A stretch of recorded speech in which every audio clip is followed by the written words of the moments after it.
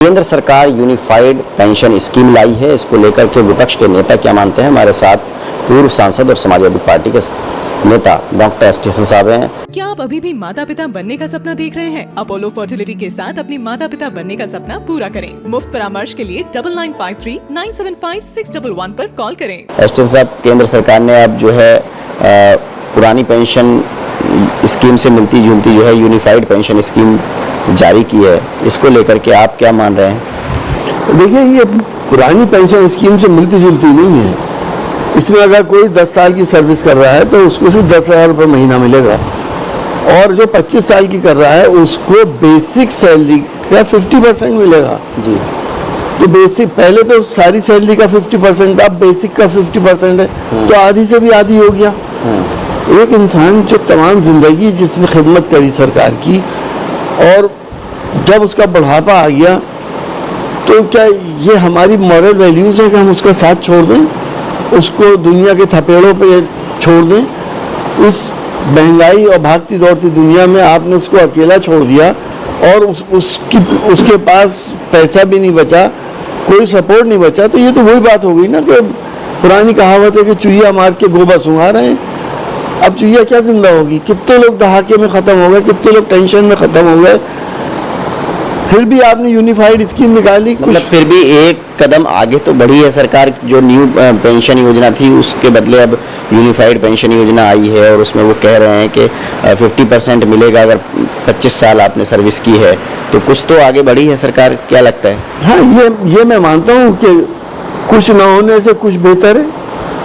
थोड़ा सा आगे बढ़ी है, लेकिन ये नाकाफ़ी है। ये हमारे कर्मचारियों को संतुष्ट नहीं कर सकता। महंगाई कहाँ से कहाँ पहुँच गई। जब वो सर्विस कर रहे थे बेसिक उनकी क्या थी, और अब बेसिक क्या कितनी चल रही है, और उस वक्त आटे दाल के क्या भाव थे और आज क्या चल रहे हैं। तो मतलब पुरानी पेंशन योजना ही लागू होनी चाहिए, आपकी ये मांग?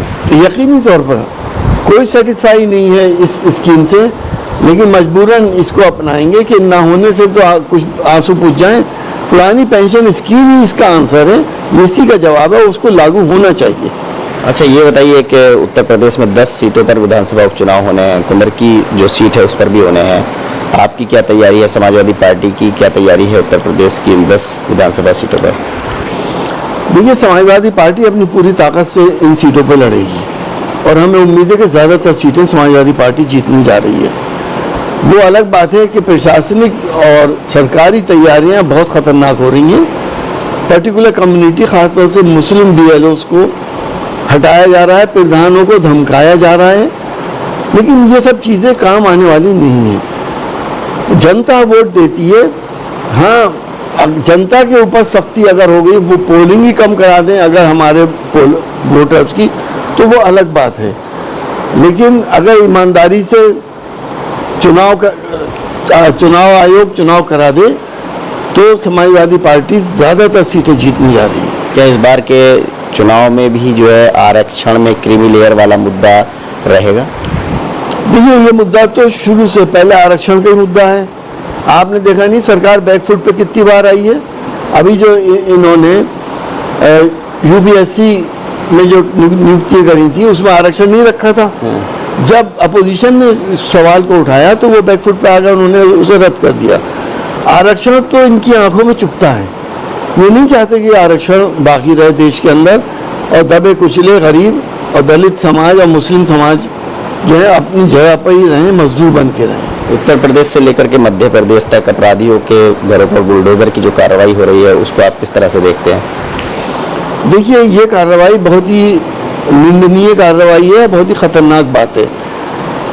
दुनिया में कहीं ऐसा नहीं होता जो हमारे देश में हो रहा है। हमारे देश में न्याय का एक सिस्टम है, अदालतें हैं हमारी। अदालतों के अधिकारों में आप अतिक्रमण कर रहे हैं। अदालतों को अधिकार है वो किसको फांसी की सज़ा दें, किसके मकान को डिमोलिश कराएं, अदालतें तय करना चाहिए। और आपने अदालतों को भी बौना कर दिया सरकार के सामने।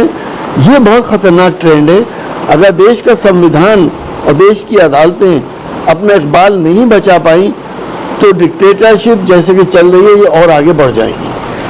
कि समाजवादी पार्टी के नेता का साफ तौर पर कहना है कि जो पुरानी पेंशन योजना थी वो ही लागू होनी चाहिए। जो यूनिफाइड पेंशन स्कीम लाई है सरकार, उससे जो है काम नहीं चलने वाला। ये एक थोड़ा सा एक कदम तो ज़रूर मान रहे हैं, लेकिन उनका कहना है कि जो सरकारी कर्मचारी हैं उनका जो भविष्य है उसी में सुरक्षित है। जो पुरानी पेंशन योजना है वो लागू होनी चाहिए।